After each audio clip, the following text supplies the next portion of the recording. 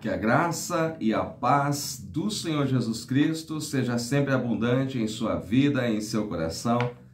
Nós estamos chegando para mais uma pré-aula da EBD.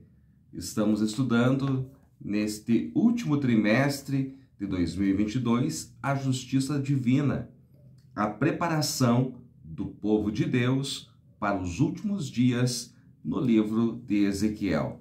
E hoje é a lição de número 2, a segunda lição deste trimestre, que traz o título Vem o Fim. O nosso texto áureo está em Ezequiel 7, capítulo 7, versículo 2, que diz: E tu, ó filho do homem, assim diz o Senhor Jeová, acerca da terra de Israel: Vem o fim vem sobre os quatro cantos da terra. A verdade prática da nossa lição diz que o atalaia de Deus soa o alarme do iminente perigo, anuncia que o inevitável juízo divino se aproxima. A leitura bíblica em classe, ou seja, o texto que será trabalhado nesta aula, está no profeta Ezequiel, capítulo 7, versículos 1 ao 10. Eu quero dar as boas-vindas para você que está conhecendo agora o nosso canal. Seja bem-vindo. Se não é inscrito, inscreva-se. Você que já é inscrito, deixe o seu like também, deixe o seu comentário e nos ajude a divulgar os nossos vídeos nas suas redes sociais. Fazendo isso, você está levando o ensino da palavra de Deus mais longe. Muito bem, é uma lição emblemática, é uma lição que talvez tenha um título não tão atraente, Vem o Fim, mas este é o nosso tema. Aliás, neste trimestre que nós estudaremos o livro do profeta Ezequiel e temos como o tema principal do nosso trimestre a justiça divina, então, às vezes, nós estaremos diante de temas, de assuntos que não pareçam tão atraentes assim, mas é importante nós estudarmos e é importante nós entendermos também que esse Deus amoroso que nós pregamos, ele também é um Deus justo, como nós falamos na nossa primeira pré-aula. Vem o fim. O que significa fim na Bíblia? Esta é a primeira questão que nós temos que responder nesta aula. E no segundo tópico da nossa lição, portanto não vou seguir aqui a ordem natural do nosso comentarista, mas no segundo tópico da nossa lição está a resposta para esta pergunta, quando ele fala ali sobre o fim. O que significa fim na Bíblia? A palavra hebraica ketz significa destruição, fala também de ruína, fala de morte, de condenação e está relacionada ao tempo e ao espaço. Então, quando falamos de fim dentro do contexto bíblico, podemos estar falando de qualquer uma dessas coisas e também em qualquer tempo. Às vezes, como nós vamos falar agora, o fim é imediato, a profecia realmente é literal e imediata, mas ela aponta também simbolicamente para um outro momento, ela tem um sentido profético futuro, como este caso aqui. Então, neste texto que nós temos aqui em Ezequiel, capítulo de número 7, o fim aponta para a queda de Judá como juízo divino. Então, nós comentamos na primeira pré-aula que Israel, o reino do norte, ele caiu em 722 a.C. diante da Assíria. Então, Judá teve mais de 100 anos para aprender a lição que aconteceu, daquilo que aconteceu com Israel. Mas Judá não aprendeu essa lição. E a partir do ano 605, portanto, aí cerca de 115, 117 anos depois, inicia-se a invasão, a chegada dos caldeus em Judá. 605 foi a primeira investida, depois 597 e por último 586 a.C., quando houve a destruição completa de Jerusalém. O templo também foi destruído, os muros queimados e o povo que restava foi levado cativo. Então, o fim aqui anunciava esta queda imediata de Judá. Lembrando que o profeta Ezequiel, ele já estava lá na Babilônia, estava junto ao rio Quebar, porque ele fora levado cativo em 597 a.C., portanto, na segunda leva. Eu disse aqui na aula anterior, talvez você não assistiu. Se você já assistiu, você está afirmando aí, você está reafirmando aquilo que você já conhece. 605, na primeira investida, foi levado somente a nobreza. Estava entre eles Daniel, que foi levado para o palácio. Na segunda investida dos caldeus, foi levado então Ezequiel e muitos outros. E na terceira, em 586, foi levado todo o povo que restava. Então, a palavra fim aqui faz referência à queda de Judá como juízo divino que aconteceria muito em breve. Fala então da destruição completa de Jerusalém, mas também tem um sentido escatológico.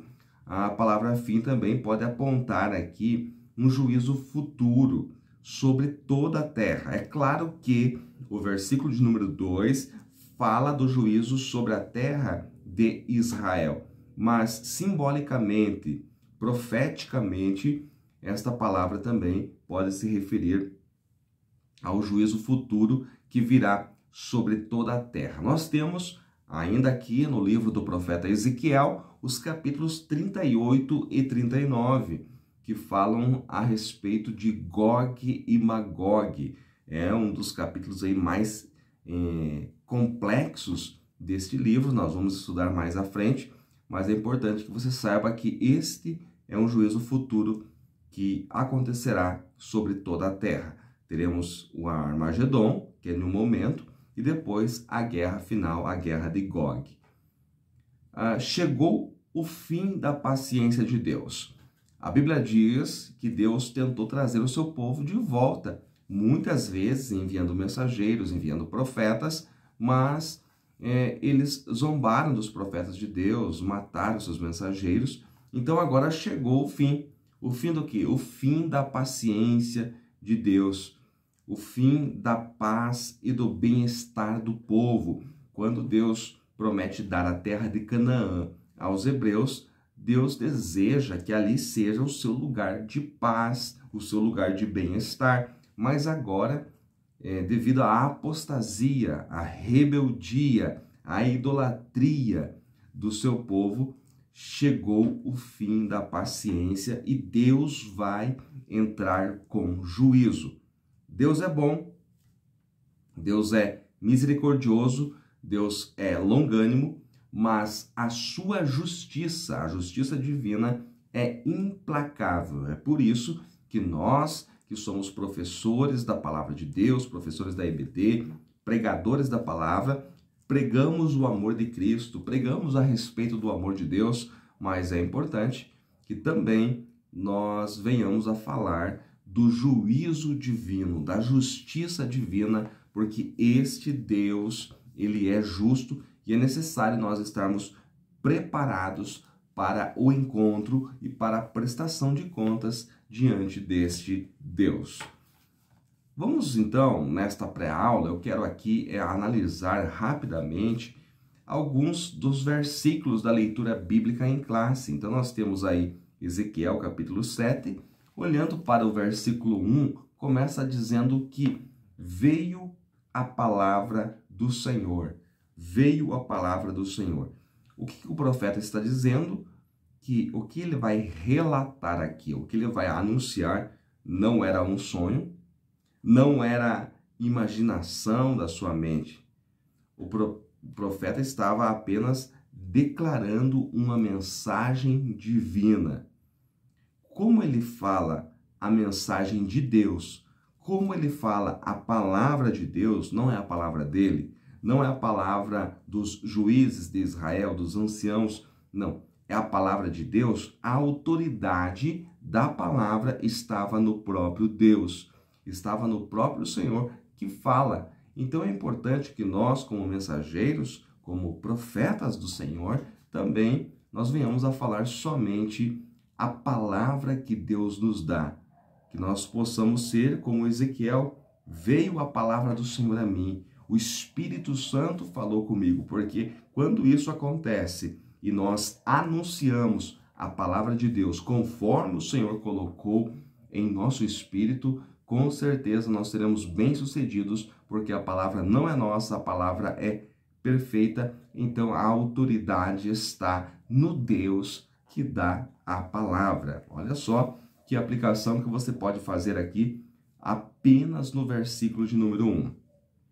No versículo de número 2, eu destaco aqui acerca da terra de Israel. Grife essa parte, acerca da terra de Israel. Apesar da palavra que Ezequiel está trazendo aqui ser destinada a Judá, como nós já falamos, e a Jerusalém, sua capital, haverá sim um juízo sobre todo o mundo que rejeita o arrependimento. Nós estamos vivendo esses dias em que os homens são orgulhosos e soberbos, e mesmo quando ouvem a palavra de Deus, rejeitam o arrependimento como se estivessem acima do juízo divino, mas o certo é que o fim virá para essas pessoas também. Então, quando fala aqui de terra de Israel, é claro que a profecia originalmente foi destinada à terra de Judá, mas ela aplica-se simbolicamente a todos aqueles que vivem na face da terra e que rejeitam o arrependimento. Versículo de número 3 diz assim: conforme os teus caminhos, e te julgarei conforme os teus caminhos, e trarei sobre ti todas as tuas abominações. Deus diz aqui que retribuirá o povo perverso, conforme os seus hábitos, conforme o seu agir, segundo o seu caráter e segundo a sua moral. Então Deus está dizendo que ele vai retribuir o comportamento desse povo. E acontece que o comportamento desse povo de Judá é um comportamento perverso. Nós devemos exaltar e glorificar a Deus, porque ele não nos tratou conforme nós merecíamos. Deus não nos dá, não nos retribui aquilo que nós fazemos. Deus nos dá a sua graça. E o que é graça? Graça é favor não merecido. Deus dá para nós aquilo que nós não merecíamos, e a sua misericórdia é que ele não nos trata como nós merecíamos. Mas aqui, quando o profeta diz, no versículo de número 3, que Deus vai julgar conforme os teus caminhos, quer dizer que ele vai retribuir todo o mal, toda a perversidade, toda a idolatria que Judá havia cometido. Versículo de número 4 fala assim: as tuas abominações. O que são abominações? Na língua hebraica, a palavra para abominação fala de coisa repugnante, fala também de alimento impuro, fala de ídolos, fala de casamentos mistos e, em um sentido ético, referia-se também a toda a impiedade. Então, Judá havia cometido todas estas abominações. É por isso que o versículo de número 5 diz: assim diz o Senhor Jeová, um mal, eis que um só mal vem. Em outra versão diz, mal após mal. O que quer dizer esse versículo 5? Quer dizer que este povo semeou e agora estaria colhendo. Este povo, durante séculos, abandonou ao Senhor, desviou-se dos seus caminhos, ou seja, semeou, e agora a colheita estava vindo, o juízo de Deus estava vindo sobre o povo judeu. O versículo 6 diz assim: vem o fim vem, despertou-se contra ti, eis que vem. despertou-se contra ti. Aqui fala de acordar. O mal despertou-se subitamente do seu sono e levantou-se. É claro que está se referindo está se utilizando um sentido metafórico, né? O mal acordou e está se levantando sobre Judá. O versículo 7 diz: vem a tua sentença, ó habitante da terra. A palavra sentença aqui está se referindo à recompensa. Como eu falei anteriormente, Deus estava retribuindo o povo.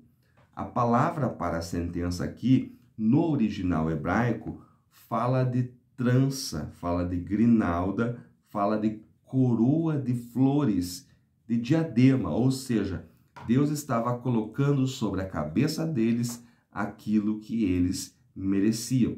Então a palavra sentença tem esse sentido de diadema no original hebraico. Continuando no versículo 7, diz assim, ó: vem o tempo, chegado é o dia da turbação. A palavra turbação quer dizer inquietação, perturbação, pânico. Estava chegando sobre eles dias, momentos de pânico. Por quê? O versículo 8 explica: depressa derramarei o meu furor. Furor aqui fala de calor, fala de ira ardente, fala de indignação. Deus estava trazendo todo o seu furor sobre o povo e estava julgando. Novamente o profeta vai dizer que Deus estaria os julgando conforme os seus caminhos. Olhando para o versículo de número 9, ele é exatamente uma cópia do versículo 4.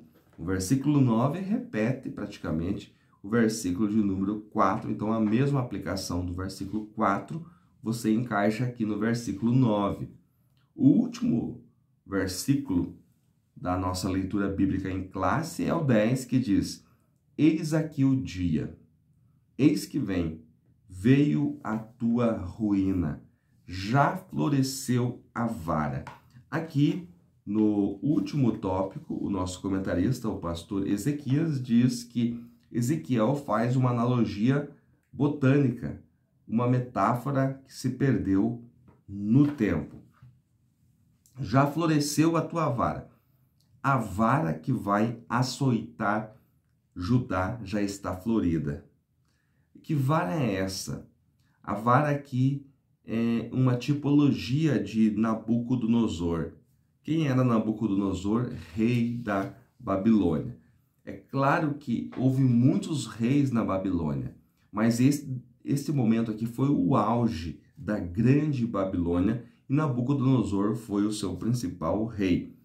A palavra Babilônia, de origem acádica, significa portão de Deus, mas nós sabemos que Babilônia vem, lá no hebraico, vem de Babel. Babel, que está lá em Gênesis, capítulo de número 11, significa confusão, significa mistura. Então, quando o texto diz assim, já floresceu a tua vara, está dizendo que Nabucodonosor, com o Império Babilônico, estão prontos para destruir Judá e Jerusalém, sua capital.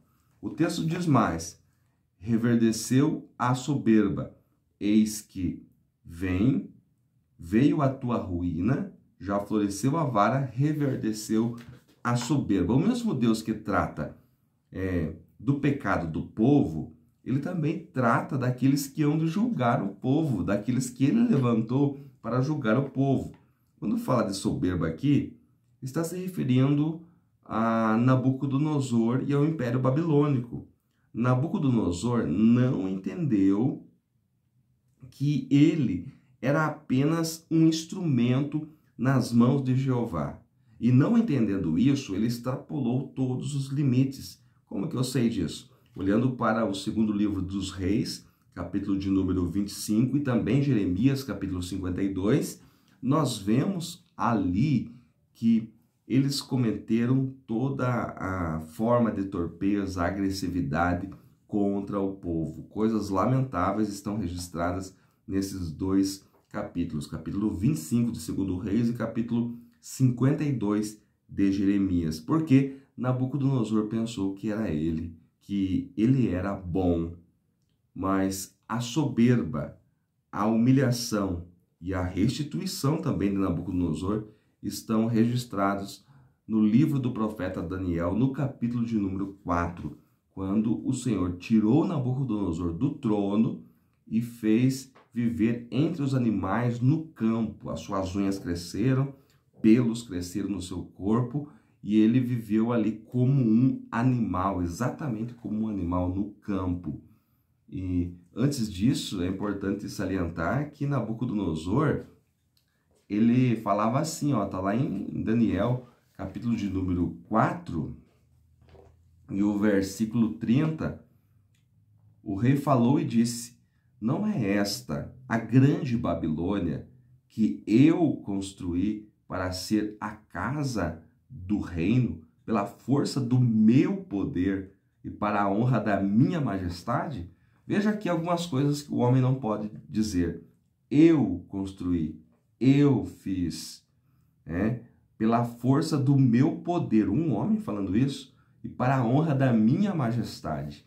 Então ele achava que era ele, e na verdade ele, Nabucodonosor, a vara que floresceu, era apenas um instrumento de Deus, mas a sua soberba o matou. É por isso que aqui em Daniel capítulo 4 está registrada a sua queda, a sua humilhação, mas também a sua restituição, porque o Deus que abate também é o Deus que levanta. Que nós possamos estar preparados para, nesse tempo, estarmos anunciando a mensagem do fim. O fim vem, é verdade, e nós precisamos anunciar que vem o fim e precisamos estar preparados. Que Deus em Cristo os abençoe ricamente, em nome de Jesus.